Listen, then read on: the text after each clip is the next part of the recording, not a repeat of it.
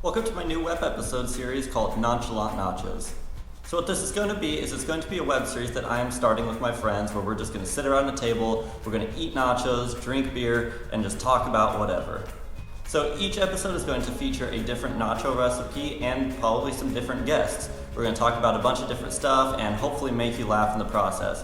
We'll also be including the nacho recipes that we try out in the video. So we'll show you how to make it and everything like that. Some recipes are going to be a little bit spicier, some are going to be a little more creative. So it's always going to be, a nice new variety of stuff.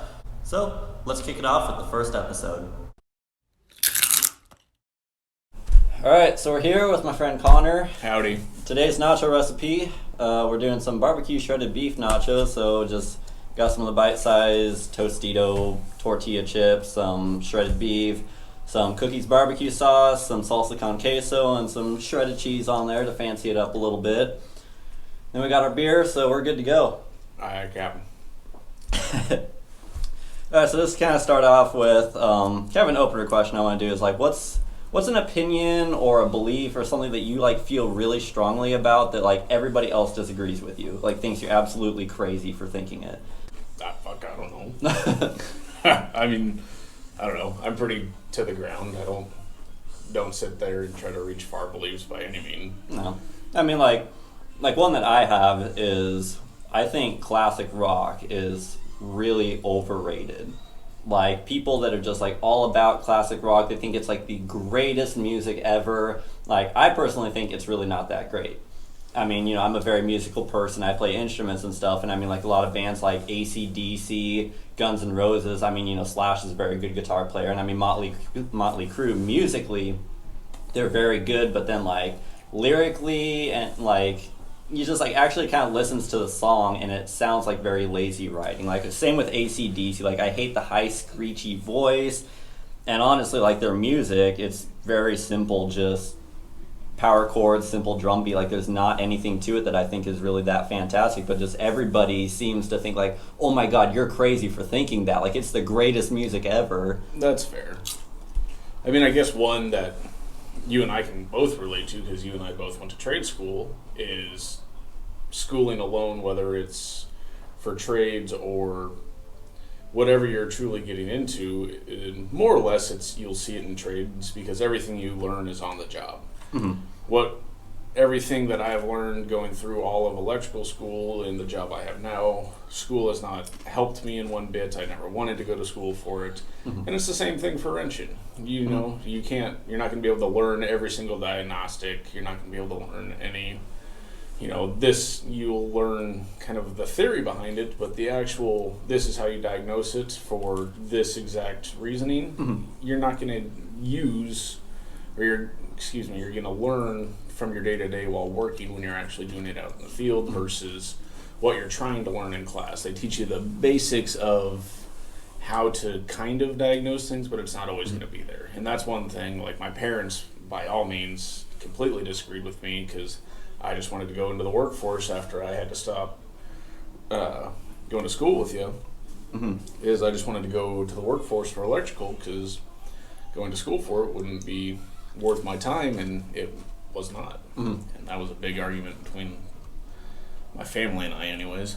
Yeah, and I know, even going to trade school and everything, I mean, that's something that they even kind of told us at the very beginning. They're this is really just your first, getting your foot in the door. They're there's everything that we are not going to be able to teach you. It's stuff you're going to have to learn on the job. And I know even just in society, there's actually a lot of places that really kind of prefer that people don't go to school for this stuff, John Henry's here in Lincoln. They say, they'll train people on the job. They're you don't even need to go to HVAC school or anything like that. They will teach you everything. And I know even some dental or orthodontic places, they do the same exact thing. They're you don't need dental schooling or a dental degree or anything like that. They're obviously, we will train you. We will get you the certifications when we want you to.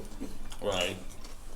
I must have been drunk that day in school when they told us that, because I don't remember.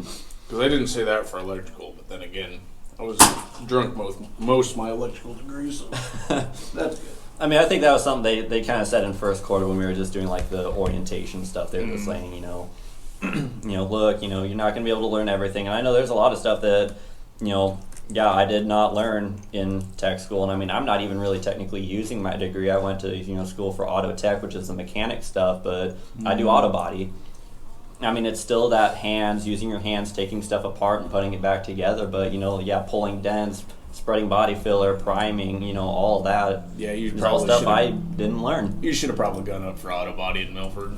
Well, but Hindsight at the time, I wasn't like when I got approved to that, because I got approved to SEC like end of my junior year, I think, or like I just started my senior year, and I thought mechanics was what I wanted to do, and I just kind of got the job at the body shop part time, halfway through my senior year, and then I kind of started seeing everything. And I was like, oh yeah, this looks really cool. Went through the auto mechanics degree, and I kind of figured out, I was like, okay, I don't really like this. I don't like the diagnostic part of it. Mm-hmm. I mean, I get what you're saying, because what I went to school for is just like residential wiring. Mm-hmm. What I'm doing now is I'm doing, solar, I'm doing industrial, commercial places, stuff I never thought I would be doing, which in the long run helps because it pays bills better than it does residential, but, I'm not using what they taught me outside of how to wire a switch or stuff like that. Mm-hmm. And even then, I'm not really using that because I'm doing more motors or, transformers coming down from lines. Mm-hmm. Yeah, so obviously when you're in an accelerated program like that, an 18-month or 2-year course, it's like, yeah, they're not going to be able to hit every single thing. It's like, you have your basic knowledge to expand on. And right. I'm sure, kind of still having that electronic experience and know-how of like, knowing, okay, this does this, these are how wires, run and everything like that. I mean, I'm sure there's still some stuff that at least helps you a little bit. To a point, yes. Like, running how to make the plans for a wire, drawing blueprints for it, kind of. But what I'm doing now is something that they don't teach in schools, because they don't teach you how to hook into a transformer. They teach you the math behind the step up and step down transformers to go from the 600 volts that we're pulling from power poles to our transformers and pulling them back and forth, because with solar, we're feeding the line, not taking away from the line. Okay. And that's stuff they don't teach there because, there's just not enough time to go through all that. So I'm not sitting here trying to bash on SEC or bash any of my electrical classes that I took. It's just not what I ended up at, and it's easier for me to learn on the job, hands-on, physical, compared to sitting in a classroom trying to figure out the coding behind it when that's stuff you learn on the job more or less. Mm-hmm. All right, so for the kind of main topic that I want to touch on, where I run a motorcycle themed YouTube channel. I make YouTube videos on motorcycles all the time. Yep. So I kind of want to make the most of this episode motorcycle related. And I know you don't ride, but some people who do ride, and I'm sure you also kind of encounter this in traffic and stuff too. But me personally, I can say I definitely feel like just people in traffic, people in the world don't like motorcyclists. Either if you are a fan of motorcycles, yeah, they're cool. If you aren't into bikes and stuff, you don't like motorcyclists. Yeah. Is that something you kind of agree on? Do you ever see that really? I see it more often. I know my parents are kind of along that lines, as they understand why people ride, but they're just not a fan of them. And I don't know if it's just due to, I don't want to say bad experience being around motorcycles, or they've known people. You and I both know people who have passed away due to motorcycle accidents. Mm-hmm. Yeah. And, that's why I don't ride, is I have an issue controlling my speed in my truck. I'm not going to do that on 2 wheels when I can go a lot faster. Mm-hmm. And that's the reason why I don't ride. I love people who ride. I will always support them. I always pray for them, hoping that they get where they're going safely. Yeah. And that's my big thing. I can see why people who aren't into motorcycles would have an issue with them because they don't understand it.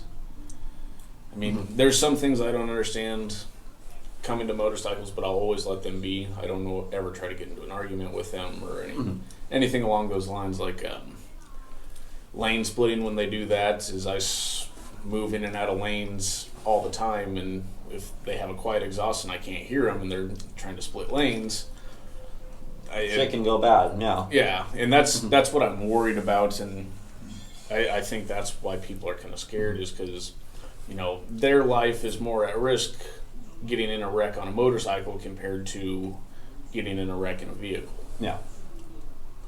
And to kind of expand on this, do you think that people, I don't know if like discrimination is kind of the word that I want to use, but like, do you think people tend to hate one type of motorcyclist over another? For example, crotch rockets versus Harleys. Do you think, because you'll see people flying down roads on crotch rockets, you see people flying down roads on Harleys. Sure. They do the same stuff, but do you think people tend to hate one group more than the other? I would say people lean towards more hating on the crotch rocket side of things, just because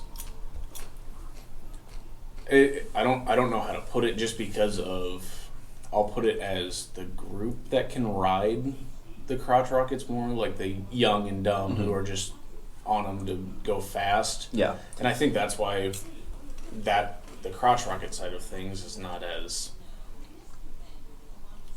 I guess I don't know how to put it, is they're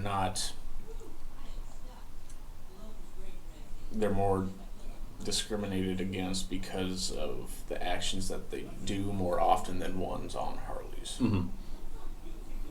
If that makes sense. Yeah.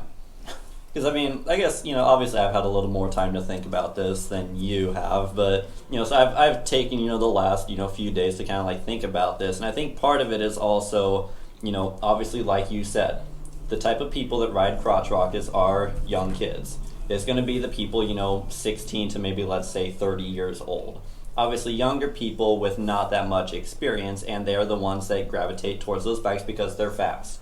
They're loud, they're fun to ride, they can just fly down streets and stuff, and that's exciting to younger guys. Mm-hmm.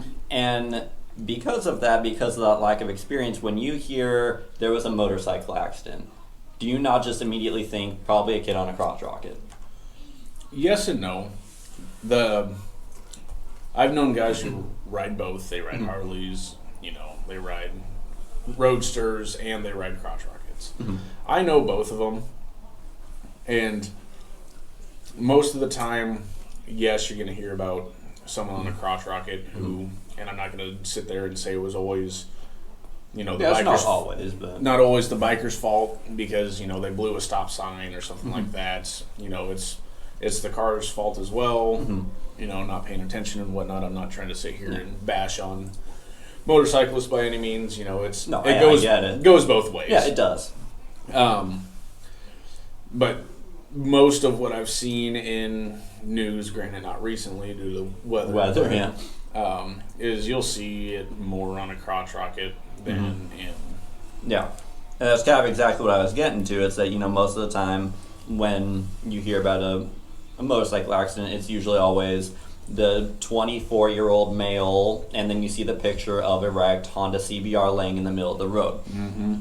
So I feel like when that's already kind of a snap judgment people make because of what they see in society, they always think person riding a crotch rocket is riding recklessly and crashes. If you look at it, most of the time that's what it ends up being. It ends up being a young kid on a sport bike that crashed. So I feel like where people already kind of see that in society, when they then see a person on a sport bike, they just kind of automatically think, oh, that person is going to get in that accident. Right. Versus how many times do you really hear the 64-year-old male riding crashed his Harley Street Glide? You don't really ever see that many accidents with old people.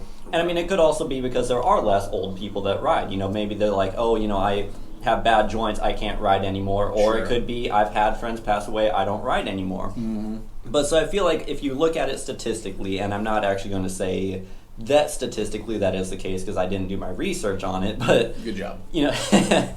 But like statistically, more than likely, there are higher amounts of accidents in sport bike riders versus Harley riders. So when you see a kid on a crotch rocket, like if you're just a soccer mom driving a minivan and you see a dude in a crotch rocket go flying past you, you're just automatically going to think that guy's going to crash. statistically he crashes more often than the dude maybe on the Harley Bobber that does the same exact thing past them. They might just go, oh, well, that was loud. Right. But they're not going to be like, wow, what a fucking idiot, that guy's going to crash. So Right. So I feel like that may, in my opinion, that's probably why people tend to just either hate motorcycles in general. They just always think you're going to crash. And, I will definitely say that people, even just talking to people where, if I walk into a store carrying a helmet, they might go, oh, well, what kind of bike do you have? And I'll be like, oh, it's the silver sport bike out front. Oh, you ride those death traps. I can't believe, you ride a crotch rocket. But if I were to tell them, oh, I ride the red Harley out in the parking lot, they'd be like, oh, that's really cool. My dad had a Harley when I grew up. And obviously the person may vary, but right. I can definitely tell from experience, unless it is somebody who either has a crotch rocket or very much appreciates motorcycles, when I tell them I ride a sport bike, they don't like it. Right. They go, well, do you ride fast all the time? Do you do wheelies? Because, there's the demographic. The people that ride those bikes do ride them like assholes. And I mean, if you look back at my videos, yeah, I may get on the throttle from time to time, but I ride very responsibly. Right. Because I know what can happen if I don't. And I think that's part of the big thing is you don't hear how, this biker was very cautious. The only time you ever hear about bikers on the news is when they got in a wreck, whether they were doing something stupid or not. Mm-hmm. You're hearing about, like you said, a young kid who got in a wreck on a bike. And your mind immediately goes to they were speeding, I feel like that's the thing, the people kind of give them a bad name. Yeah. It could be like anything, like Honda Civics. When you think of a Honda Civic, what do you think of? Fucking Kyle. Yeah, Kyle driving a drinking Monster with his snapback, flat bill turned back, vaping, and it's down on bags with rims turned sideways. And right. I mean, they've definitely been stereotyped like that. I mean, you can say the same thing about trucks, though. Is you see a big old jacked up Duramax or whatever you fucking drive with forces sticking 8 inches or 14 inches past your wheel wells. Yeah. Like, oh, that dude's a grade A tool. Like, gross. You're not gonna see an 80 or a 55-year-old man hop out of one of those. You're gonna see a 16 to 25-year-old kid with daddy's money written all over it. Wearing rock and roll denim and exactly square toes with a big old skull ring in his back pocket. And exactly. Yeah, I mean, and oddly enough, going back to the whole motorcycle thing, actually one of the guys that I'm subscribed to on YouTube, and he's subscribed to me, Prairie Boy 77, he, how old is he? He's a little bit older, not like super old, but he has a Gixxer 1000. Yeah. Having an older dude riding a sport bike, and I've even seen that, like, one of the videos that I had seen, like, years ago. It was, in the biker community, there's the biker wave. So when you pass another biker, you hold, your hand down, your 2 fingers or whatever, as you pass another motorcyclist. But Harley guys very rarely will ever do it to sport bike guys. And it was like a motovlog that I had seen where it was a guy riding a sport bike. He did the biker wave to a Harley. Harley didn't wave back to him, and he was like, dude, I guarantee you I'm older than you. He's like, I'm 67 years old, and I ride this bike. And it's like, not everybody who rides a sport bike is a young kid. Right. They're fun bikes. They're very smooth bikes, too. Harley obviously shakes a lot, vibrates on your loose butthole, but sport bikes are a very smooth bike. They don't vibrate very much, and if you can get past, the crouched up position, yeah, not hard to ride by any means. And it's something I've always wanted to learn how to do. I just know I can't trust myself to have that much speed underneath my foot. Yeah, in your hand. Exactly. And I think the novelty of that really does wear off pretty quick. Because, the first bike that I had, it was a little CBR 300. It's not a go-fast bike. Right. But then I go to the Gixxer, It's like, yeah, when I first had that bike for probably the first couple of weeks, it was fast everywhere, just what, but then pretty quickly it wore off. It was more just kind of the fact of it's like, okay, yeah, it's there if I want to, but it's like then obviously, you understand, knowing people who've been in accidents and you understand the risk associated with that, you kind of learn to control yourself very quickly. Yeah, I get that side of things. I mean, I do and I don't. I've had my truck for 3 months now, and it's nice having 400 horse underneath your foot, and it gets up and goes pretty quick. And it's just something about the speed factor behind being able to do that. Yeah, it might be governed to 102, but is because I have the power, I use it, and that's why I'm worried on a bike. Yes, I know a lot of people who have passed on bikes, been in wrecks on bikes, and have a lot of friends on bikes who can very well maintain their speed and be good about it. But me knowing who I am, I don't see me being able to do that. Yeah, and especially then when you get into groups too. I mean, I know that's a topic that I had touched on in one of my other videos. I had a subscriber when I did like my 100 subscriber Q&A. He had asked, what's some advice I can give to a beginning rider? And one of the things that I kind of touched on is peer pressure is a really big thing too. Yeah. Like I said, there's a huge difference in how I ride with other people versus how I ride alone. I'm like, when you are riding with other people, if the people in front of you that you're with are going faster, you want to go fast too. People are kind of, trying to like cut in front of cars. You're like, well, I don't want to lose my group. So then you want to cut in front of cars too. Right. And it's like, yeah, I ride a little more recklessly when I'm with other people. Sure. But it's like in the moment, you're just like, I need to stay with my group. Oh, well, there's a dude up there that's doing stand-up wheelies. I want to try a wheelie too, and right. Which I don't do. I'm not a big wheelie person, but it's like, yeah, when you get with other people, then it's like, yeah, I ride very responsibly if I'm just riding to work or whatever. Right. But it's like if there was, if I was with my friends on that ride, it's like, yeah, I'm gonna be riding a little more aggressively. See, it's funny you say that because I've noticed that more too. When people ride in groups, they're a little more aggressive. They ride a little bit faster. They're all trying to keep up with each other and whatnot. And every time I see groups either coming from behind me or in front of me, I'm always going to give them more space. Like, because if one person goes, then everyone's stopping, and you guys can stop much faster than a lot of people out there. Like, a big truck is not going to stop near as quick as your 800-pound bike? No, not even that.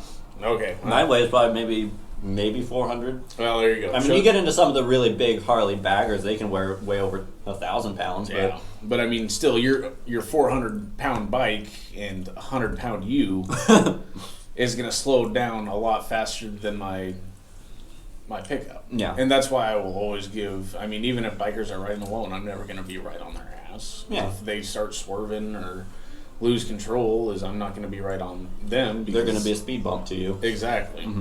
It's just caution for the other people, and I think that's what some people just don't understand out there is you have to give them more room for their safety. Like, that's their big thing. Whether they want to be stupid or not on a bike, that's on them. Yeah, but you don't need to make it worse as traffic. Exactly. Yep. Just like, and I am very appreciative of that as a rider. And it's like, yeah, there's a lot of people that, I mean, I can tell you right now, I mean, motorcycle speedometers are off by like a certain percentage. So if my speedometer says 35, I'm probably really only doing about 32. But it's like, the amount of people that ride my ass, it's ridiculous. Right. And there's no sense to do it. No. Why are you risking his life when he's on two wheels and nothing around him when you're in a full enclosed car? Like, you're going to hit him and go right over him. Yeah. And it's like, having helped several people get into riding, my one friend from high school, Katie, and then my girlfriend for the other is like, the one thing I'm always worried about is when, like, first time they're really on the street, they don't have any experience. Right. They're going to be going slower. And then it's like when I turn around and I see, some jack off in a minivan riding their ass, it's like, dude, you need to back the fuck up. It's like, you don't know what's going on. Right. You don't know that they have less than an hour of experience on that bike. Yep. It's like riding their ass and adding that extra layer of, adding that extra fear to them. It's not helping anything. They're already scared. They're on a very unfamiliar vehicle. They're, operating in it a different way than they're used to. They're used to a car where, you're just sitting down, you got a steering wheel and a pedal. It's like, no, now you have to worry about shifting. Your throttle's in a different place. You're on two wheels, which is unstable. You just got everything around you. It's like, it's a very new experience. And then it's like when they look in their mirror and they see somebody behind them riding their ass. Right. Now they feel, oh, I need to speed up. And then, now they're getting a little more uncomfortable doing something they're not comfortable with. Exactly. And it's like, yeah, it's just, people kind of need to understand. It's like, not everybody who rides a motorcycle is a reckless asshole that has no regard for their life or anybody else's. It's like, not everybody is a jerk. Right. And it's, treating all of them as the same, it's no different than just judging anybody based on anything else. Exactly. It's like, yeah, you drive a Honda Civic, you're not, a douchebag. You drive a lifted truck, you're not a tool. It's like, exactly. you can compare it to a lot of different things and, get the same outcome.